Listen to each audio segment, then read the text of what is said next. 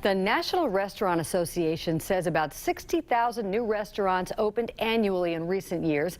About 50,000 will close in that same annual time frame. On the Business Courier front page centerpiece this week, restaurant owners ask, is there PR in that? How the increased supply is forcing restaurant owners to consider marketing in their recipe for success. Locally, more than 150 restaurants have opened since 2016. Restaurateurs need to get noticed, so they're getting creative and targeted with their marketing. That's why you see things like Kentucky Derby jockeys wearing pants with the Jeff Ruby Steakhouse's logo. Restaurants are using social media to do everything from advertise daily features to creating events that take advantage of Facebook's algorithm and show up more frequently than other posts.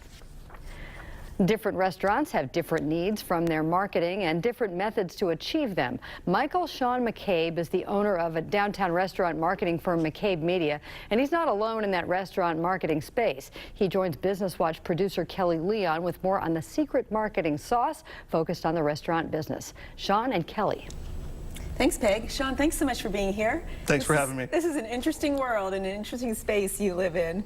How did you get into restaurant marketing? I was working for a rather popular local restaurant group, and one of my old friends called one day and said, if you had the right amount of money, could you recreate that same success with others? And so I'm happy to say that many years later, Cincinnati has welcomed what we do, and we have some wonderful restaurateurs here in our city.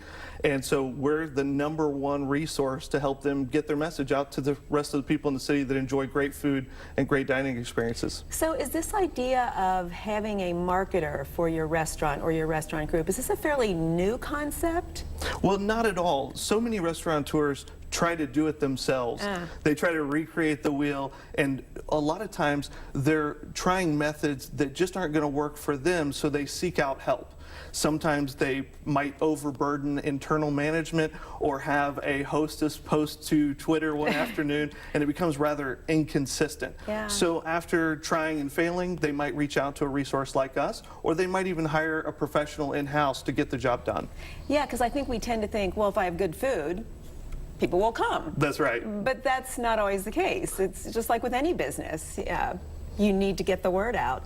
So how do you determine for your clients, because you have a variety of different types of clients, what method you'll use? Well, sure. We look and see what's being successful around the country, and right now that's leveraging big data.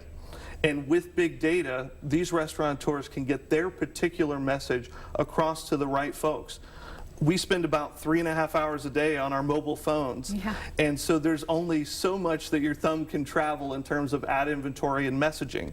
So we work with restaurateurs to match the preferences of their very best customers inside of the platforms that are getting the attention and the look and reach that they need in the local market. Interesting. So big data, once again, is just into everything that we do. That's right. Where do you see this going in the future? You know, I think there's going to be more specialization for restaurateurs to get that outreach to that next best customer.